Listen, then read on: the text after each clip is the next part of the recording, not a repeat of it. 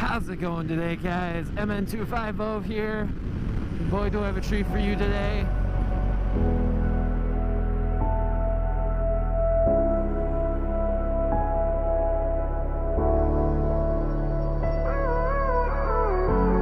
Gave you too much, now I'm swallowed. Now I'm the fool while you're breaking rules. Dangerous path that I follow. Oh, go on, just do what you do. And it hurts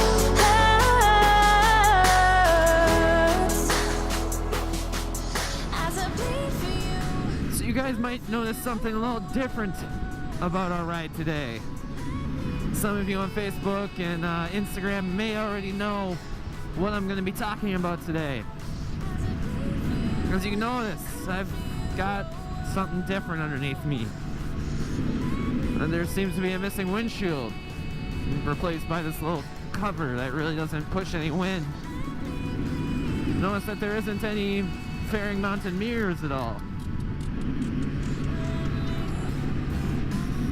Different speedo? I don't know. Well, today, YouTube, we are on a 2013 Kawasaki Z1000. And I'll be happy to report it's my new bike.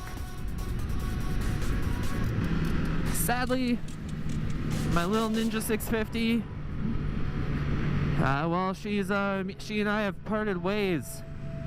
Now, this is my new baby. On Monday, I went into Simply Street Bikes. I had been talking about it for a while. I saw that they had a Z1000, and I've wanted to make it mine for a while now. And here's the breakdown of what's different about this bike versus my 650. And that's going to be the topic of today's video, guys. Kind of going over, you know,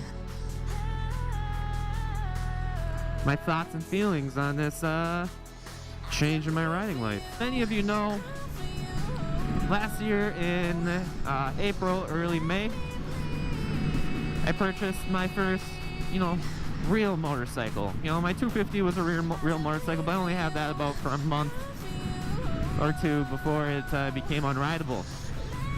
I upgraded at Simply Street Bikes to a Ninja 650, 2015, and that was a great bike to kind of learn the ropes on and learn, you know, how to be a decent rider. The Ninja 650 is like a 649cc motorcycle,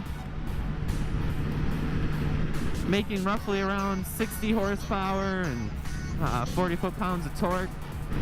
The motorcycle that we're on today, the 2013 Kawasaki Z1000, has a number of different differences. The Z1000, the particular Z1000 that I'm on and that I own, boasts 143cc, or 1043cc, excuse me, displacement.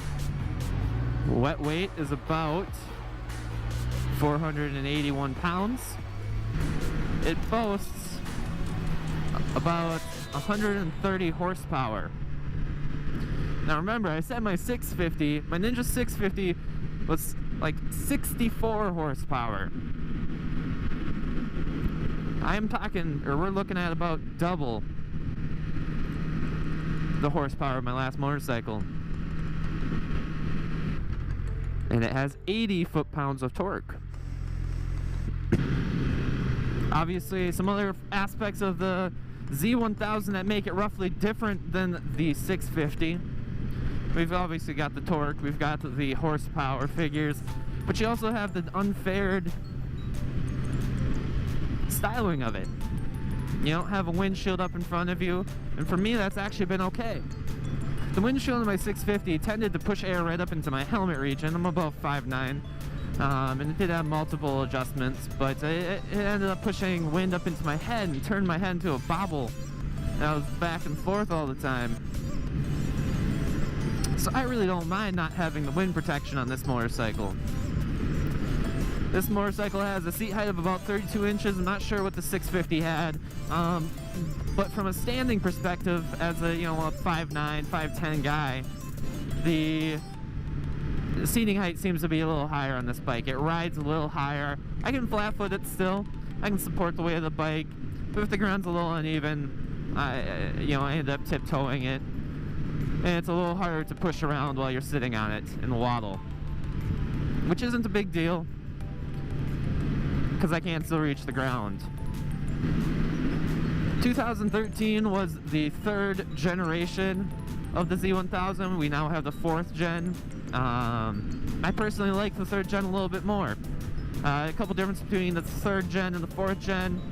Mostly are just styling cues, and I'm sure some handling, suspension differences.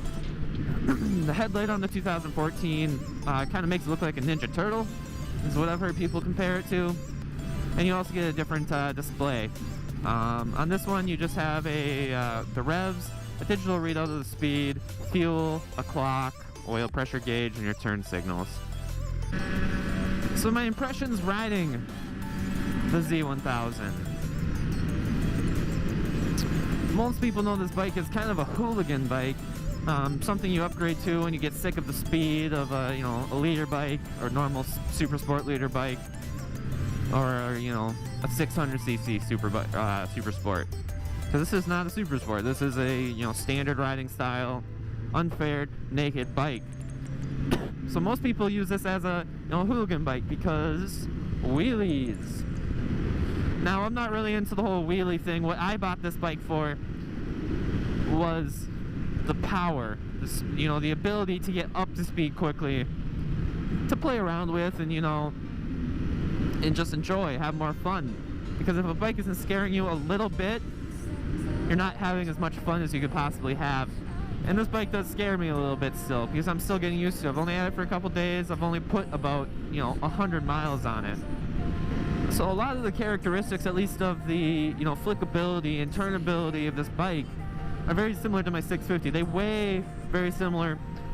One sense that I get from the little bit of motorcycle experience that I have is the suspension on this motorcycle seems to be a lot more stiff. It doesn't seem to be as squishy or as comfy as on my Ninja 650. The handling characteristics from the slight turns I've taken on this bike, I haven't done anything twisty like a mountain run or a valley run along the St. Croix River yet, are very similar. It turns in just fine. It does feel a little higher. I'm a little more apprehensive just because I'm getting used to it still. In terms of power, like I mentioned, I'm a little bit scared of this bike still. The amount of pull and power you get with just a quarter twist of the throttle is insane. I mean, it wants to pull the front wheel up. And I'm not ready for that yet. This is my baby. I want to take care of her. But it feels stable. It's running on, I believe, a 120 front and a 190 rear. I would assume the 190 rear is necessary just to keep traction under heavy throttle. I've heard that this bike is really well known for kicking its rear tire out, as well as the wheelies. Now, I have not taken this bike yet on the highway. For a number of reasons, I haven't had to go on the highway yet to get where I need to go. But I'm assuming that the wind is going to be a little bit of a challenge. It's going to blow or push on me pretty hard. It might be a little bit of exhausting time.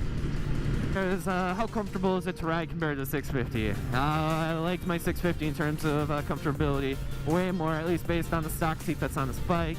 And yeah, this bike has a rock hard seat to it, so it's fine if you're sitting in the right position, but I tend to sit a little closer to my tank when I ride, which is not the most comfortable part of the seat. It makes you want to push yourself back more and kind of lean yourself over, which I thought the seating position would be almost exactly the same as on the 650, but it's a little more leaned over, and that's okay that you still got your upright handlebars on it. Braking seems to be strong. It's overall just a great bike. Now, like my last review video, let's talk about who this bike is for. So who is this bike for? Well, I'm going to tell you right now, this bike is definitely not for beginners. And I'm right around intermediate right now, personally. I would say this bike is definitely for more experienced people. I don't think that you couldn't do it as a intermediate rider, because obviously I'm doing it. But I would definitely not recommend this bike for beginners, for a couple of reasons. The sheer amount of power and torque that this bike has. It is, you know, it's manageable as long as you have proper throttle control.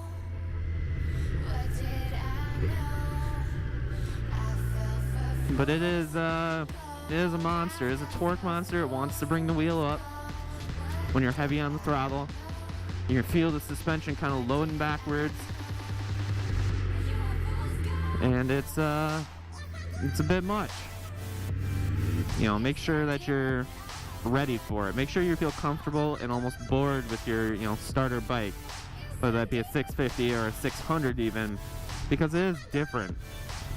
Now, experienced riders, you guys are gonna have no problem with this. Just make sure that you're this is what you want. Going back to the comfort sides of things, in terms of, you know, how smooth the bike is and how comfortable it is, it's comfortable enough to ride regularly, I would say, with the upright handlebars. Under heavy throttle, there's some vibration, but compared to the 650, this is a very smooth power delivery. And it's got quite a good sound for you. So let's bring this baby over to a parking lot and give you a little sound test with the stock mufflers on it. Welcome to the parking lot where we're going to do some sound tests. So this is the baby. She's been warmed up. We've ridden around for around 20 miles here. Let's do a quick sound check. It does have dual exhausts. There's a 4-cylinder. So here's one. It has a kind of a super sport feel to it, right? It has the inline 4-cylinder, so it has more of a scream to it, which I kind of like compared to the 650. The 650 is more of a low grunt, a huge muffler underneath, almost the size of a car muffler, that kept it real quiet. You know, when I'd bring it to meet someone and be like, I can't even hear your motorcycle. I couldn't hear my motorcycle over everyone else. So this is a cool little change to it. Oh, another thing we're going to change. We may put the stock mirrors back on this bike. If I don't, I kind of have gotten used to these bar ends. The one bar end that I have, it's pretty nice. I don't mind it at all. So, we may get another one of those. We may put stock mirrors back on it, because whoever had it before just decided they wanted one mirror, which I don't mind the look. Makes it feel a little cleaner. But yeah, guys, that's kind of my review of the comparison between the 650 that I used to own and this bike, as well as some of the review of this bike. You know, it's been great to have it. We'll give you more updates as I've owned it a little longer and have more of a chance to ride it. But so far it's been great. I think that's perfect for, you know, an experienced rider, and, you know, totally usable for somebody that is more of an intermediate. But as always, guys, I love you. Keep the rubber side down. Like, comment, and subscribe if you like my content. Let me know if there's anything in the comment section below that, you know, I can do to improve my videos, or ideas that you have for future videos. But again, I love you all. Like, comment, subscribe, and we'll see you next time.